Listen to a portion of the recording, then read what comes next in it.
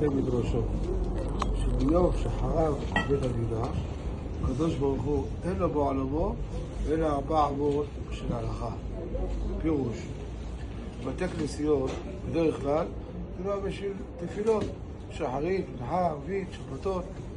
הקדוש ברוך הוא אוהב יותר שיושבים ועוסקים בתורה לפניו יותר מכל התפילות של בתי כנסיות ובתי מדרשות. כי אצל הקדוש ברוך הוא העיקר זה 4 אמות של ההלכה. כי הם חיינו ורחמנו. לכן, בתגסת פה, ששמו של רבי אברהם, זכר צדיק לברכה, תדעו, המקום הזה צריך להיות מקום של תורה.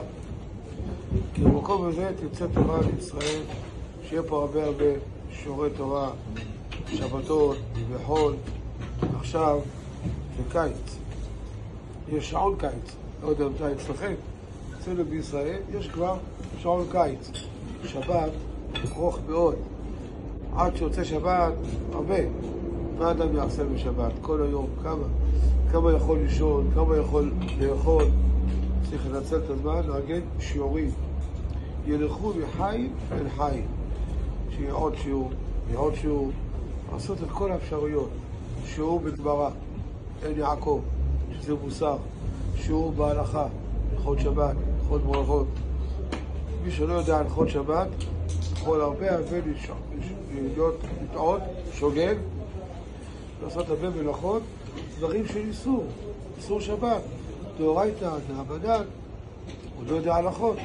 על אסור הוא אומר מותר, לא מותר, הוא אומר אסור. אז זה עברו בגמרא, במשנה, מסכת אבות. אין בור ירחק ולא עם הארץ חסיד. אדם שהוא בור מעם הארץ. הוא רק שומע דרשות. תן לו לדרוש על קורח ועדתו, על כל הזמן דרשות, אבל הוא שער בור מעם הארץ, לא יודע הלכות, אז אין בור ירא שמיים ולא אין בור ירחק. לא שייך.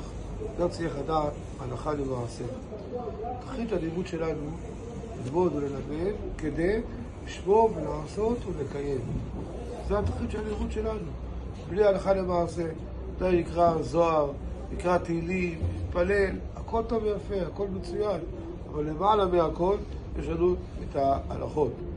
יום שחרב בית המקדש, הקדוש ברוך הוא אין לו בעולמו אלא 4 אמות של ההלכה.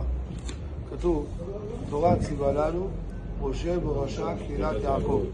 אומרת הגמרא, אל תקרא מורשה, אלא מאורסה. אל תאמר מורשה, תקרא את זה מאורסה. אנחנו מאורסים לתורה, אנחנו החתן, והתורה זה הקלה.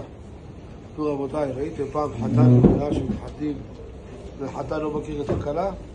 אין דבר כזה. אפילו תורקרת בירושלים, במאה שערים, שלא נפגשים בין החתונה לאירוסין, הפעם אחת הוא רואה אותה. בלי זה אסור להתחתן. גמרא מפורשת, קידושין במעלה. אסור לאדם שקדש את האישה עד שיראנה. נו, התורה היא כמו קלה בשבילנו, נכון? היא קלה. אתם מכירים את התורה? יודע מה כתוב בתורה? התורה ארוכה בארץ, רחבה מים, אין סוף בתורה שלנו. הגאון רבי לייבשיץ, יש לו ספר יערות דבש. הוא כותב שם, מי שלא למד 4 פעמים לפחות הלכות שבת, אני מבטיח לו שהוא ייכשל בהלכות שבת. אם זה דאורייתא ואם זה דרבנן. נו רבותיי, מי מאיתנו יכול להגיד, למדתי הלכות שבת 4 פעמים. אפילו פעם אחת הוא לא למד, וזה 4 פעמים. אתה צריך לקבוע עתיד בתורה, לבוא, לשבת, ללמוד, אחרי 120. כולנו לסוף נבוא למעלה. היינו בן אדם חי לעולמים, אין דבר כזה. כולם, כמה צדיקים, כמה גדולי הדור, מגיע הזמן, עולים למעלה. קורא בשבת, דף ל"א, מה אומרת? תחילת דינו של אדם על דברי תורה. שואלים אותו שאלה ראשונה, לא מספר דרכון שלך, לא מספר זהות שלך.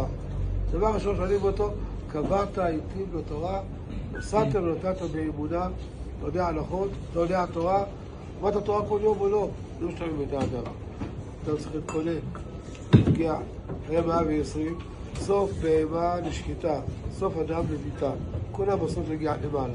צריך להתכונן, שתקיים בנו, אשרי מי שבא לכאן, ותלמודו בידו, שהוא בו חושב ויודע הלכה. למד הרבה הלכות שבת, עכשיו פסח. כמה יש פרטי הלכות בהלכות פסח. אין סוף להלכות האלה. הלכות יום טוב, הלכות חול המועד, כל מיני פרטים. תורה ארוכה בארץ. תראו, כשמרן האבא נפטר ב-11 שנה וחצי, הבאנו איזה בחור בטלן לבית של האבא, שיעשה סדר בספרים. יש שם הרבה ספרים, שיעשים מה שעל התורה, מה שעל הש"ס, מה שבהלכה, סדר אותם. יש שם הצטמות כפולות, כפול, הרבה ספרים. הוא ספר את הספרים. עבודה זה לא בית כנסת, כנסת יש סידורים כפולים, חומשים כפולים, זה בית פרטי. כמה ספרים היה בבית של מרן ביום שהוא נפטר? כמה היה שם? למעלה מ-20,000 ספרים. שימו לב, 1,000, 2,000, 3, 20,000. מה זה מראה לנו? מה זה התורה שלנו? והכל ספרי קודש. מרן לא יחזיק ספרי חילוני, כל מיני ספרים של היסטוריה, של חשבון, של... שום דבר, רק ספרי קודש. תורה ותורה. תראו, מה זה התורה שלנו? 20,000 ספרים, ומרן היה שם לומד, יודע את הספרים האלו. ובשבילנו מוסר השכל. מתי כל אחד ואחד יכול להספיק ללמוד, כמה שיכול, בשבת, בערבים, כמה שיכול, חטוף ויכול, תראו, אנחנו אוהבים מצוות, נכון? נגיע הסוכות, 4 תלמידים, קונים אתרוג, לולב, נגיע הפסח, קונים מצה שמורה, עולה הרבה כסף. עם ישראל אוהב מצוות, אוהב השם, במצווה אחת. לולב, במצווה אחת, 4 תלמידים. מצה, מצווה אחת. לימוד תורה, כל מילה שאדם לומד, כל מילה זה מצווה, רבותיי. כל מילה זה מצווה. אחרי שאני אלך, תעשו חשבון כמה אפשר להגיד מילים